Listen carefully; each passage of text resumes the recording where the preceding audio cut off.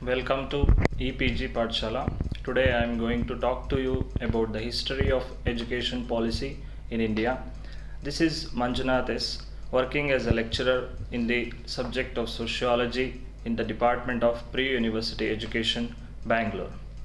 In this module, we are going to discuss about the historical analysis of how educational policies have taken place.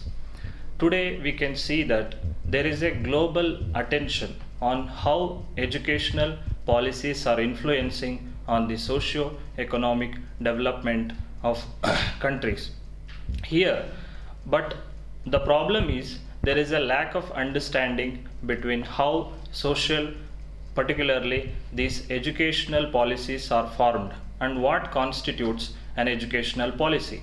So an educational policy refers to rules and principles which govern the system of education. And also there are some crucial aspects which are dealing with the aspects of educational policies like curriculum development, pedagogical teaching methods, and also about the rules and regulations. There is an author which is called, his name is Taylor, who talks about three major aspects of education policy. One is text, second one is context, and third one is about the consequences.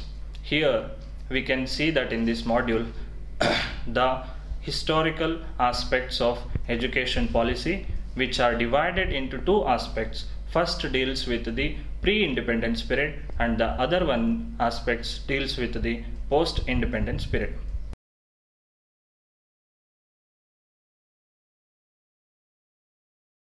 Education policy in pre-independent India could further be classified into two time periods, pre-British and the British period. While discussing education policy in pre-British India, an attempt has been made to analyze educational policies from the beginning of ancient period to the arrival of British. Since the beginning of Indian civilization till contemporary times, those in power have directed the course of education, but it was only with the advent of modern times that a significant approach began to be adopted in formulating educational policies. There are no available literary sources for getting an authentic understanding of educational policies in ancient India. Literary sources of 1000 AD and onwards give a reasonably adequate knowledge of the policies that governed the ancient education system in India. The prominent sources are Rigveda, Aranyakas, Upanishads, and epics and Puranas. The Aryans entered in 2nd BC. These Aryans were the first to make a significant attempt in formulating an education policy in India.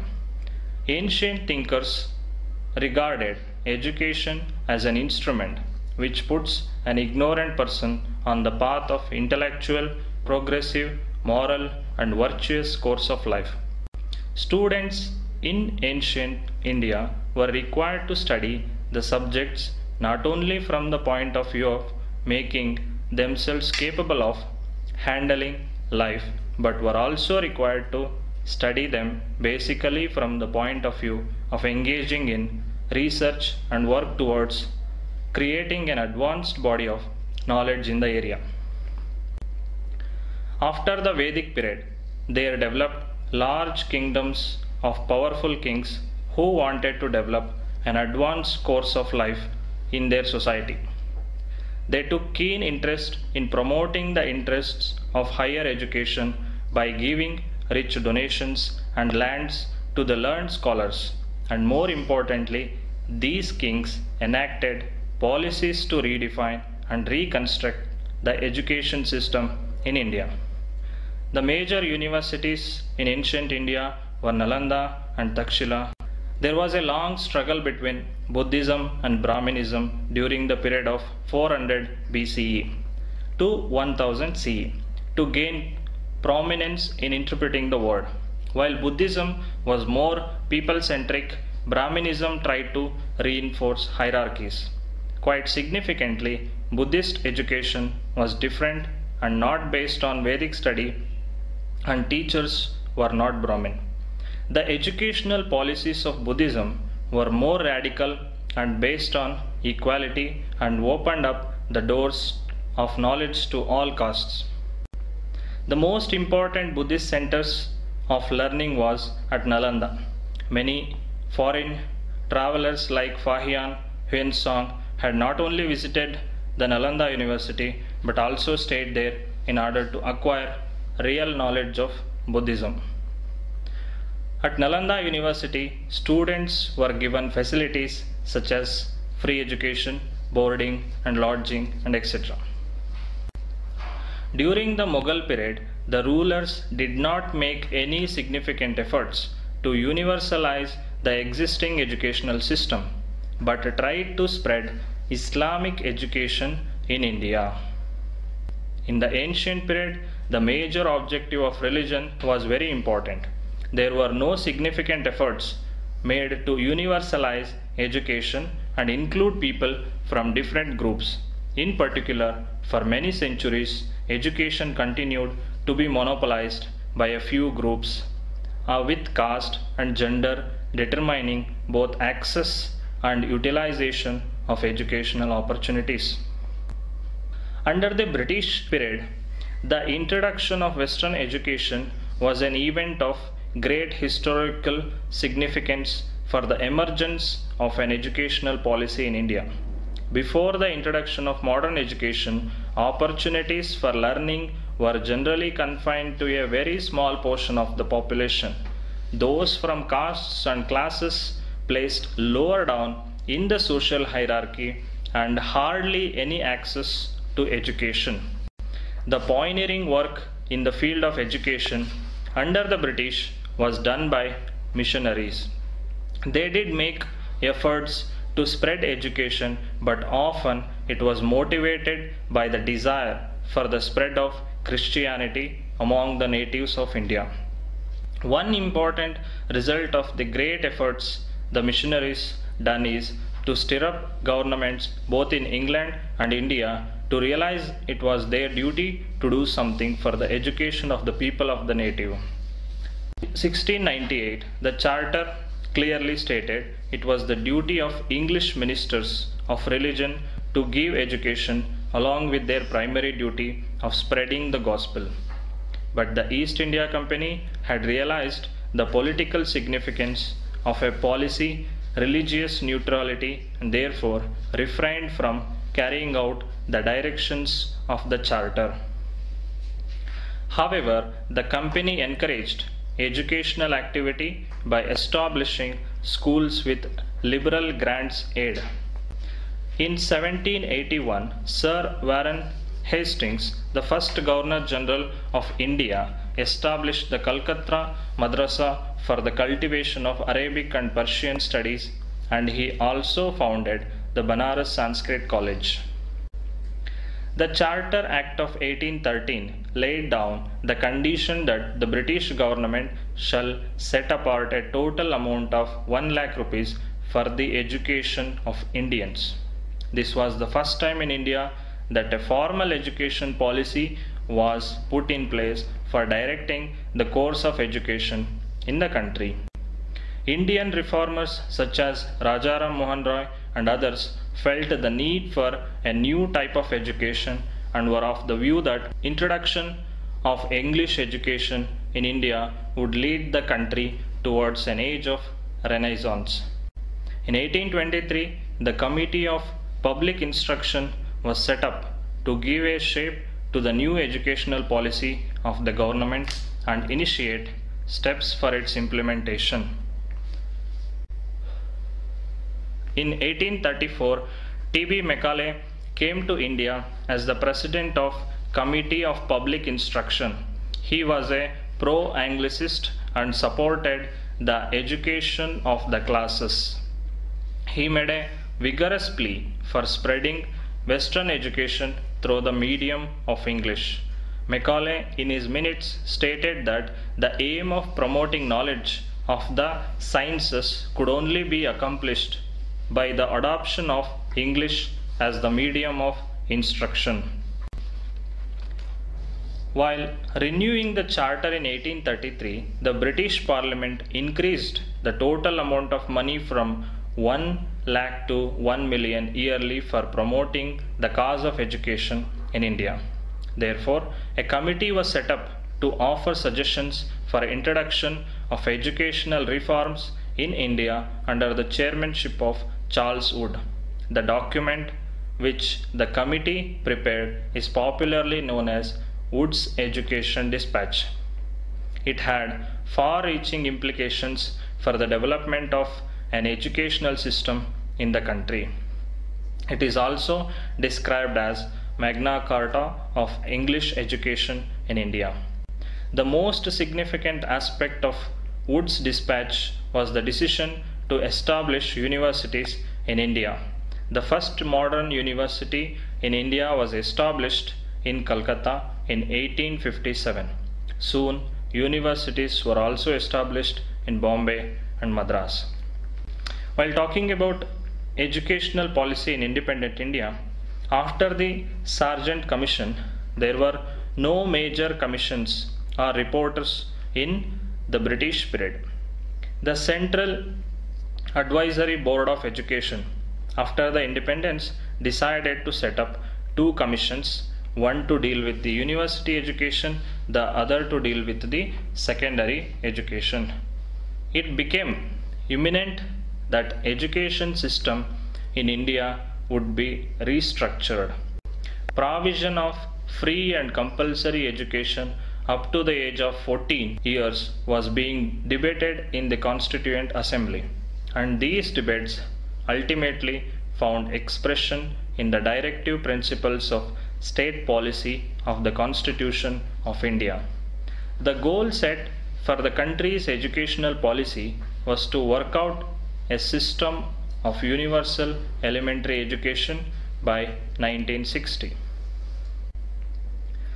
The government established education commissions in order to address these challenges and recommend comprehensive policies for educational problems and also for the development of educational system in India. After independence, India adopted the Constitution in 1950. Education became the responsibility of both state and central governments. In independent India, education policies have been closely influenced by the education commissions that were set up from time to time. In the section that follows, which highlights the recommendations of these important commissions which have been presented. The first commission to be appointed in independent India was the University Education Commission of 1948 under the chairmanship of Dr. S. Radhakrishnan to report on the status of Indian university education and also to suggest improvements and extensions that would be desirable to suit the present and future requirements of the country. This commission had aimed at creating universities which would provide knowledge and wisdom for a comprehensive development of the personality. It considered university education as a pivotal step for higher level of learning. This report also proposed for the reconstruction of education system in tune with the vision of Indian Constitution. The Secondary Education Commission was set up under the chairmanship of Mudaliar in 1952. This commission submitted its report to the government in 1953. The report gave a broader view about the educational problems of Indians and proposed to increase efficiency of production. The report of the commission suggested diversification of high school courses and the establishment of multi-purpose high schools. Another proposal was that of introducing a uniform pattern throughout India.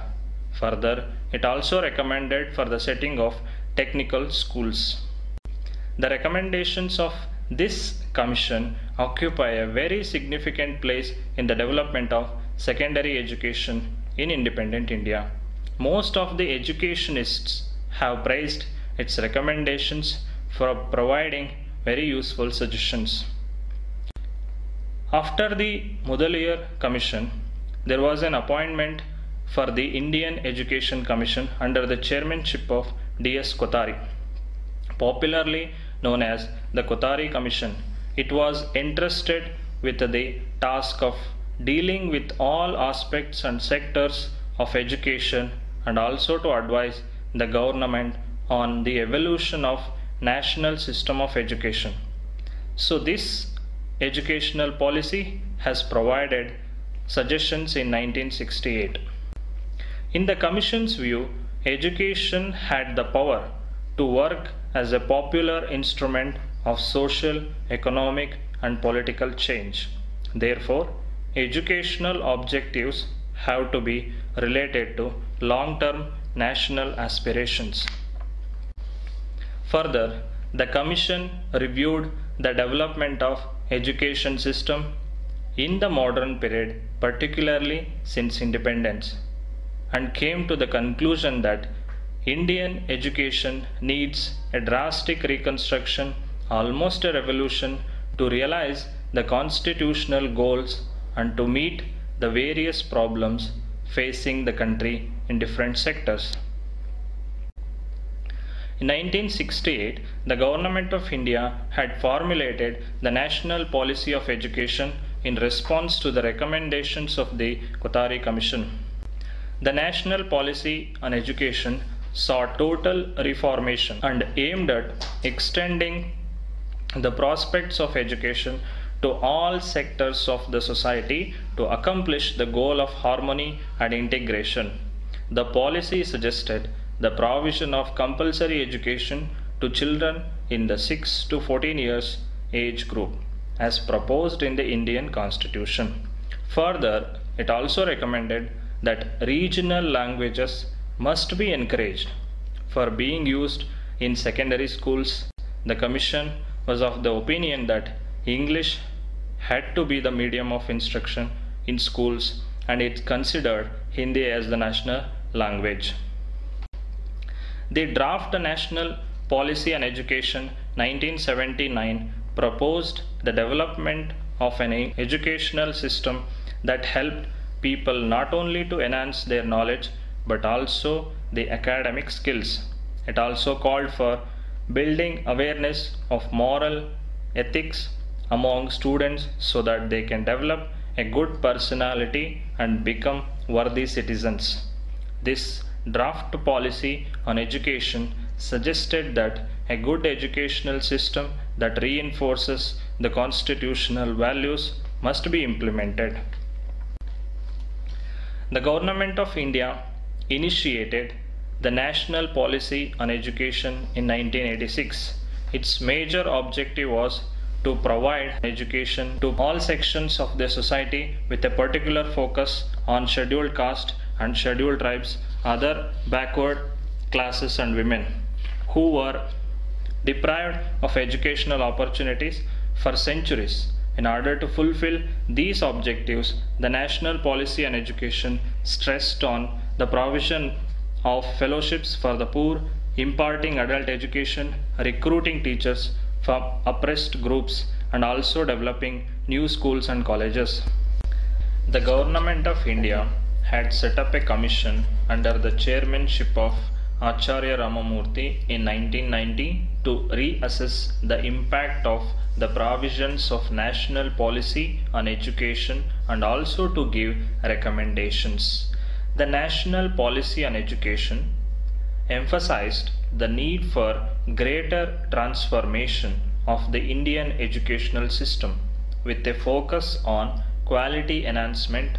This policy also stressed on developing moral values among students and bringing education closer to life.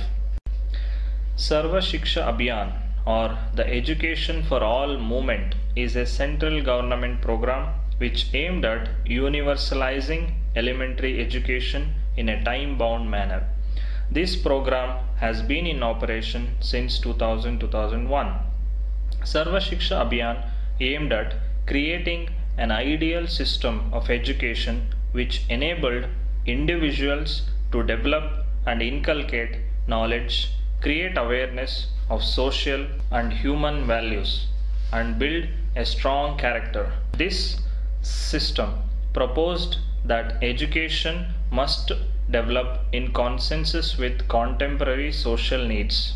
Right to Education Act, or the Right to Children for Free and Compulsory Education Act, emphasizes the importance of free and compulsory education for children who are in the age group of 6 to 14 years. The Act came into existence on 1st April 2010, and since then India became one of the 135 countries to make education as a fundamental right of every child.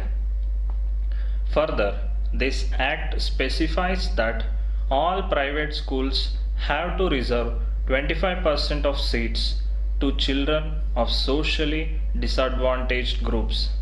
It also laid down that no child shall be held back, expelled, or required to pass a board examination until the completion of elementary education. For school dropouts, there is a special training given under this Act. Since education is a concurrent issue, in the Indian Constitution, the responsibilities of implementation of this Act have been distributed among the center, state, and local governmental bodies.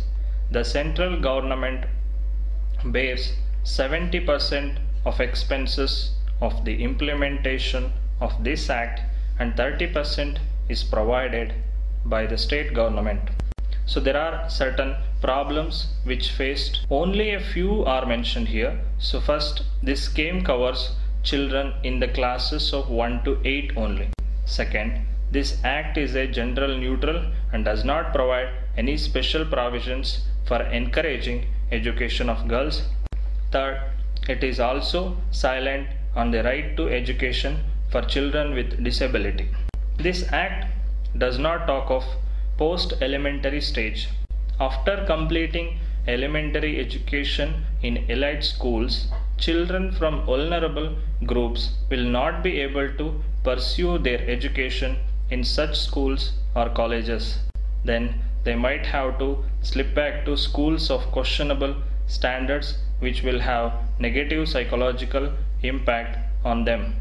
Finally, it is evidently apparent that there are many incidents of corruption by school managements while implementing the Act. To conclude that educational policy has played an immensely important role in the development of an educational system in India since pre-independence times. In India, the emphasis of educational policies has been changing from time to time according to the needs of socio-economic needs of the society. In the 70 years of independent India, there have been numerous educational commissions have taken place. So these commissions have submitted their reports. So they have had significant impact on the growth of educational in India. But still there have been gaps between the recommendations and the implementation. Partly educational policies have failed to address the social and economic inequalities. It is a challenge for future educational policies to address these issues. Thank you.